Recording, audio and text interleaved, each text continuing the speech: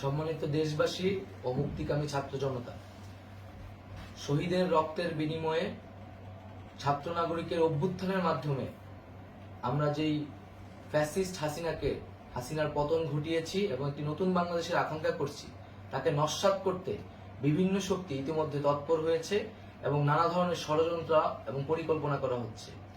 আমরা মুক্তিকামী ছাত্র জনতার পক্ষ থেকে স্পষ্টভাবে বলতে চাচ্ছি যে এই বাংলাদেশকে ফ্যাসিবাদী রেজিম থেকে মুক্ত করার জন্য এবং একটি নতুন বাংলাদেশ, জনগণের বাংলাদেশ প্রতিষ্ঠার জন্য সকল ধরনের ষড়যন্ত্রকে নস্যাৎ করার জন্য, প্রতিহত করার জন্য বাংলাদেশের ছাত্র জনতা কিন্তু সদা প্রস্তুত রয়েছে।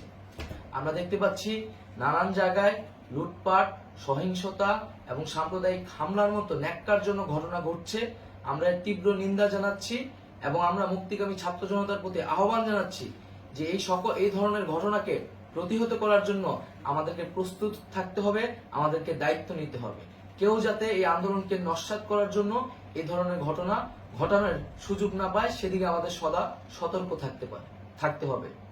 আমরা আরো দেখতে পাচ্ছি যে রাষ্ট্রপতি গতকাল বলেছিলেন যে অনতিবিলম্বে তিনি জাতীয় সংসদ বিলুপ্ত করবেন, কিন্তু আমরা এখনো দেখছি যে একটি অভ্যুত্থানের পরেও এই ফ্যাসিস্ট হাসিনার জাতীয় সংসদ রয়ে গেছে। তাই আমরা ঘোষণা করছি যে আজ দুপুর ৩টার মধ্যে এই ফ্যাসিস্ট হাসিনার যে জাতীয় সংসদ, সেই সংসদের বিলুপ্তি ঘোষণা করতে হবে। যদি আজ বিকাল ৩টার মধ্যে এই জাতীয় সংসদের বিলুপ্তির ঘোষণা না আসে, তবে আমরা কঠোর কর্মসূচি দিতে বাধ্য থাকব। এছাড়া বন্ধুগণ, সবার জন্য আমরা জানাচ্ছি যে আমাদের যে অন্তর্বর্তীকালীন সরকারের কথা আমরা বলেছি, সেই সরকারের প্রধান উপদেষ্টার নাম আমরা ইতিমধ্যে ঘোষণা করেছি এবং এই সরকারের অন্যান্য উপদেষ্টা সহ সামগ্রিক রূপরেখা আমাদের প্রস্তুত রয়েছে। আমরা খুব শীঘ্রই সেই রূপরেখাটি জাতির সামনে উপস্থাপন করব। আমরা বাংলাদেশে স্থিতিশীলতা চাচ্ছি, সমাজে ন্যায় বিচার চাচ্ছি, সেজন্য কার্যকর পদক্ষেপ নিতে হবে এবং তার প্রথম পদক্ষেপটি হতে হবে এই জাতীয় সংসদ ভেঙে দেওয়া।